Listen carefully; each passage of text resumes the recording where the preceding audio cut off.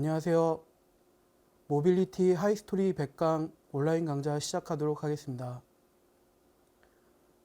조선시대 사람들의 모빌리티를 강의하게 된 한국사를 전공한 신재훈이라고 합니다. 이번 강의는 조선시대 사람들 중 일반민의 이동 과정에 대해서 살펴보도록 하겠습니다. 그 중에서도 아주 특별한 사례라고 할 수 있는 표류에 대해서 살펴보도록 하겠습니다. 표류하면 굉장히 불행한 사건, 굉장히 죽을 수밖에 없는 환경, 이런 것들과 연결이 된다고 할 수 있는데, 실제로 삼국시대부터 조선시대에 이르기까지 표류에서 살아남는 경우는 거의 없다고 해도 과언이 아닐 것입니다. 그럼에도 이 뜻하지 않은 풍랑과 해난 사고를 만나서도 중국이나 유구, 오키나와죠. 그리고 베트남, 필리핀 등의 표류를 한 기록들이 상당히 남아 있어서 이 기록을 가지고 일반인이 표류한 기록을 어느 정도 살펴볼 수 있겠다라는 생각이 듭니다.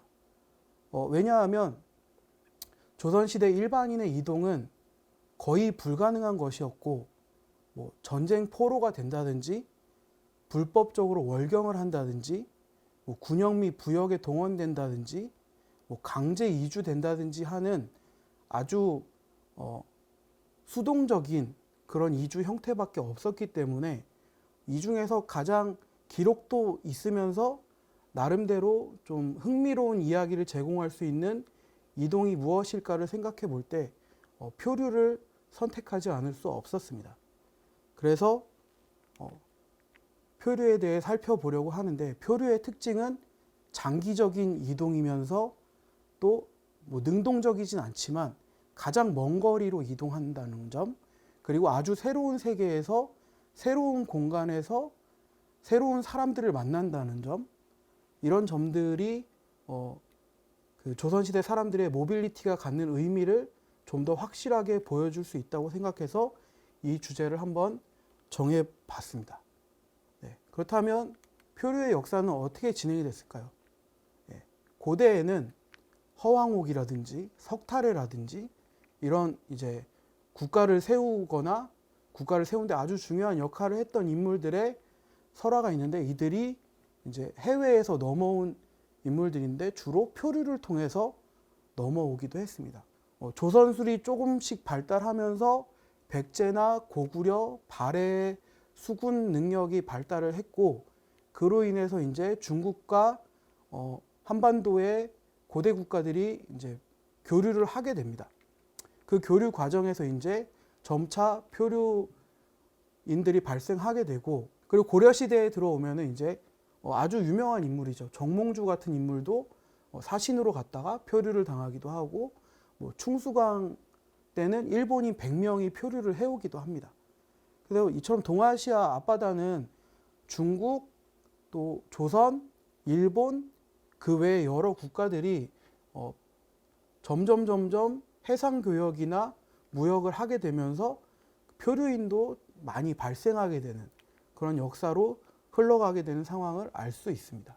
특히 고려시대에는 무역과 상업이 발달했고, 또 송나라나 원나라와 교역을 활발하게 진행을 했기 때문에 이러한 해상 활동이 많이 이루어져서 표류도 많이 발생했다고 볼 수 있겠습니다. 반면에 조선은 개국하자마자 농본 억상을 내세우면서 상업 활동을 거의 금지하는, 사적인 상업 활동을 금지하는 정책을 내세우게 됩니다. 그래서 해상무역이 금지되고 공무역만 가능해지기 때문에 좀처럼 이제 표류 사건은 벌어지지 않는 것 같습니다. 또 한편 4대 교린을 국시로 내세웠기 때문에 명의 조공질서에 편입되었고, 명이 이제 명나라 홍무제, 첫 번째 황제죠. 홍무제가 해금 정책을 내세우자 이 해금 정책에 편승할 수밖에 없었습니다. 그래서 명나라가 해상무역을 금지했을 때 조선 역시 해상무역을 금지했고, 또 더 나아가서 해상 무역뿐만 아니라 해상 월경, 뭐 어업을 할 때 그 조선의 바다를 넘어가면 안 되는 해상 월경을 강하게 금지하고 일반민들의 바닷길의 이동을 굉장히 강하게 압박하는 그런 해금 정책을 펼칠 수밖에 없었습니다. 그래서 섬에 살고 있는 주민들이 대부분 어업 활동을 벌여야 되는데 이 어업 활동을 벌이기가 쉽지 않아서 공도 정책, 즉 섬을 비우고 육지로 올라와서 농사를 지어라라는 이제 공도 정책을 장려하는 상황까지 이르게 됩니다. 그 와중에도 사신들이 파견될 때 이런 표류 사건들이 일어나곤 했는데 가장 대표적인 기록이 바로 최부의 표해록이라고 할 수 있습니다. 이렇게 조선의 강력한 해상활동 금지는 어떻게 이루어졌는지를 이렇게 구체적으로 살펴볼 수 있는데요. 방금 말씀드렸듯이 관념적인 이유, 농본억상, 그리고 사대교린 등에 의해서 이제 조선은 명의 해금 정책에 부응을 하게 되었고 명이 200년 동안 해금 정책을 펼쳤기 때문에 조선 역시 해상으로의 진출도 허락하지 않았습니다. 특히 개인적인 출해, 바다로 나아가는 거죠. 무역은 당연히 통제되었고요. 문인제도라고 해서 나루터에서 통행을 할 때 그 신분증이 있어야 되는 검속을 하는 문인제도와 같이 바다로 나아갈 때도 이제 검속을 하는 그런 아주 강력한 이제 해상활동 금지책을 벌였습니다. 구체적으로 조선에서는 내해와 외해를 구분해서 내해에서만 어업활동을 할 수 있게 했는데 이 내해와 외해를 구분하는 기준은 바로 수종이라고 해서 수평선을 뜻합니다. 그런데 이 수종은 당시에 망원경도 없고 멀리 내다볼 수 있는 방법이 없었기 때문에 육안으로 봤을 때 수평선이 그려지는 곳을 수종이라고 해서 매우 주관적이고 불명확한 기준이었습니다. 그래서 사실상 어업이나 해상활동은 근해에서밖에 이루어질 수밖에 없었고 월경을 엄금하는 상황에서 바다로 멀리 나아가는 것은 당연히 어려운 일이었습니다. 이와 같은 시대적 배경에도 불구하고 조선과 명의 표류민은 여전히도 발생을 하고 있었습니다. 대표적으로 최부의 표해록이 그 상황을 알려주고 있고 또 명나라 사람들도 제주도 같은 섬에 여러 명 표류를 해오기도 해서 여러 가지 기록들을 통해 이들의 송환 과정을 살펴볼 수가 있습니다. 이때 조선과 명의 관계는 아까도 말씀드렸듯이 철저한 조공과 책봉의 관계입니다. 그래서 명이 만들어낸 동아시아의 조공질서 체제에 소속된 조선은 명의 조공 책봉 질서 안에서 표류민 송환 과정을 진행을 할 수밖에 없었습니다. 그 결과 중국인이 표류할 때나 조선인이 표류할 때는 상호 간에 호혜적으로 서로 원적지로 돌려보내는 그런 송환 과정을 거치고 있습니다. 당연히 중국인이 표류해 왔을 때도 지방관에 보고를 하고 문정이라고 해서 표류한 이유, 그 표류인의 신분 이런 것들을 다 알아보고 표류선이 파손이 되었는지 안 됐는지를 살핀 후에 표류선이 괜찮으면 다시 돌려보내지만 표류선이 파손되었으면 이제 명나라에 사신을 보낼 때 함께 돌려보낸다든지 하는 송환 절차를 밟게 되었습니다. 그런데 재미있는 사실은 이때마다 조선은 사신단을 보내면서 공무역도 함께 진행했습니다. 또 마찬가지로 조선인이 표류했을 때도 최부의 표해록을 통해 보면 중국에서는 해양 군인이 압송을 해오고 그 상부 관청으로 계속 보고 체계가 올라가고 공문과 함께 최부 같은 표류인들은 북경으로 압송이 됩니다. 그래서 북경에서 기다리다가 조선의 사신단을 산해관에서 만나거나 의주에서 만나서 다시 돌아가는 그런 과정을 밟게 되었고 이때 명나라는 조공질서에 편입된 조선 사람이기 때문에 조선인을 굉장히 후하게 대접하고 체류 기간 동안 굉장히 잘해주면서 기다리게 했다고 합니다. 일반인의 경우에는 제주도 사람인 이대가 표류한 사례가 있는데요. 이 이대 역시 표류하자마자 이제 중국인들의 융숭한 대접을 받으면서 이제 보고 체계가 올라갈 때까지 잘 기다렸고, 이제 해로로 돌아가겠냐, 육로로 돌아가겠냐라고 물어봤을 때 육로로 돌아가겠다라고 해서 조선의 사신단과 함께 송환되는 그런 과정을 거쳤다고 합니다. 이 역시 조선의 사신단이 공무역을 함께 진행할 수 있다는 점에서 조선인이 표류하든 명나라 사람이 표류하든 조선은 항상 공무역을 진행할 수 있다는 점을 적극적으로 이용했던 것 같습니다. 이때 이제 주목할 점은 대체로 조선인들은 육로 송환을 원하고 육로로 송환됩니다. 그러면서 이제 사신단이 파견되기도 하고 사신단을 만나서 다시 돌아오는 과정을 거치게 됩니다. 네. 제3국 표류 시 오키나와인 유국, 그리고 베트남인 안남, 이런 나라들에 표류했을 경우 이 유구와 안남 역시 명예 조공 채공 체제에 포함되어 있는 나라들이기 때문에 이들은 이제 북경에 조선인 표류민을 보내게 됩니다. 이들 역시 사신단을 북경에 보내면서 공무역을 또 진행을 하겠죠. 그래서 표류민은 사실 인도적인 송환 과정을 거친다라고 할 수 있지만 그 이면에는 공무역이 항상 포함되어 있다는 점을 알아두시면 기억하기 편할 것 같습니다. 네. 그래서 이제 1545년에 제주에서 표류한 박손 등이 이제 북경을 경유해서 조선에 송환되기도 했고, 또 이제 특기할 만한 사항은 표류인 중에 현지에서 죽는다든지 이제 해난 사고로 죽은 시체가 있다든지 이럴 때 원래는 중국의 경우 그 자리에 묻어주거나 아니면 중국 현지에 묻어주기도 했는데, 중종 때에 그 시신과 유골을 중시하는 성리학적인 매장법 때문에 이것들이 문제가 되어서 이후로는 시신과 유골도 조선으로 송환하는 방식을 취하게 되었다고 합니다. 이런 이제 시대를 거쳐서 청나라가 건국을 하게 되고, 또 이제 명나라는 200년간의 해금 정책을 폐기하고 다시 바닷길을 열려고 하는 찰나에 청이 개국을 하면서 다시금 바닷길을 봉쇄하는 그런 정책이 펼쳐지게 됩니다. 그 역사적 배경에는 바로 이 그림의 주인공인 대만을 근거지로 한 정성공 일파가 이제 원인이 된다고 할 수 있겠습니다.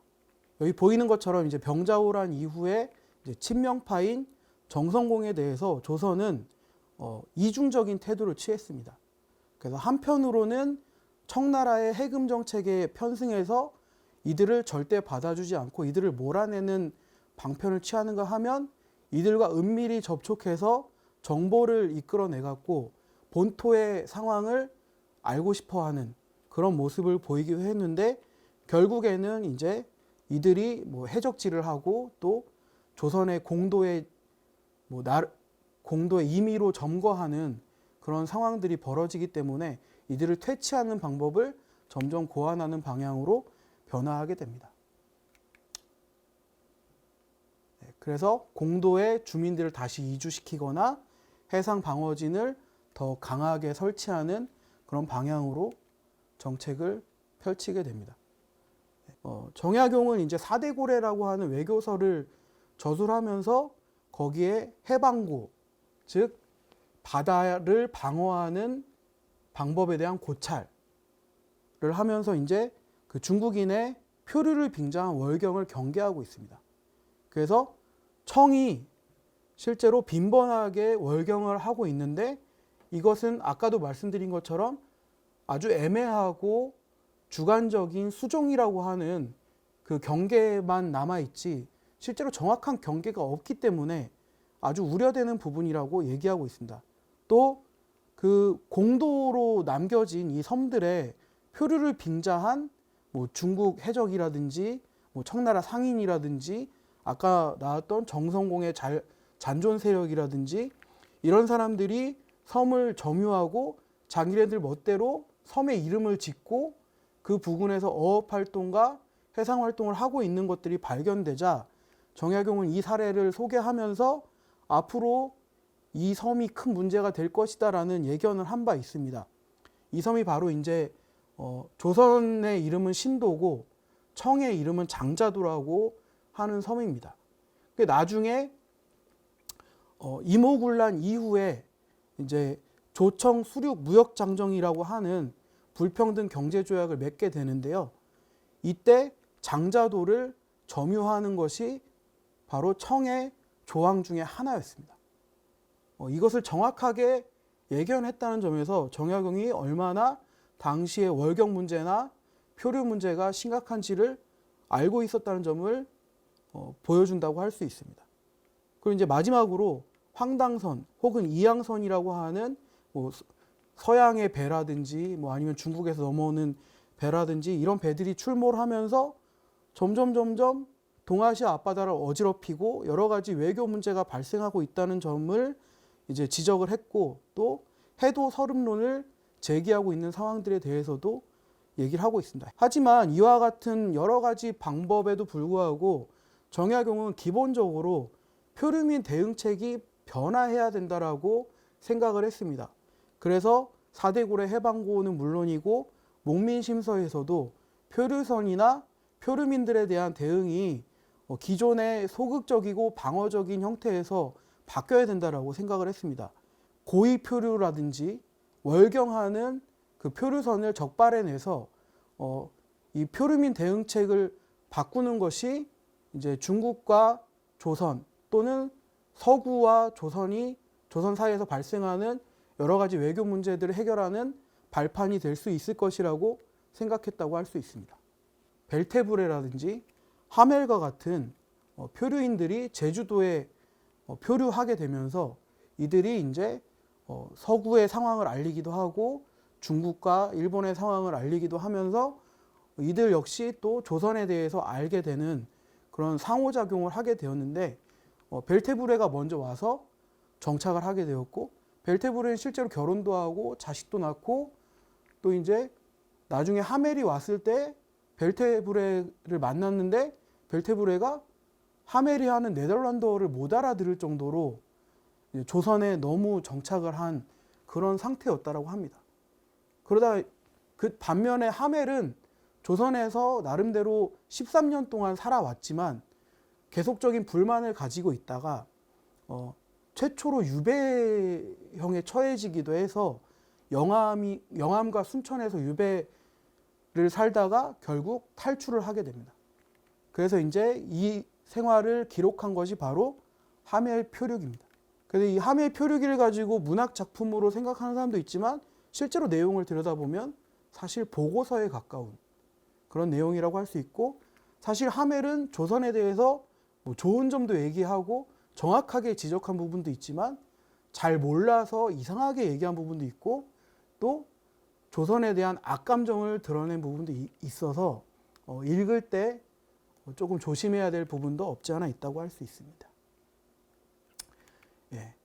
이처럼 이제 조선의 바다는 조선만의 바다가 아니라 중국, 일본, 유구, 베트남, 필리핀 또 동아시아에 들어오는 서구의 바다라는 점에서 굉장히 여러 가지 변화상이 일어나고 있었고 이 변화상을 직접 체험한 사람이 바로 이 동상의 주인공인 문순득이라고 하는 홍어잡이입니다.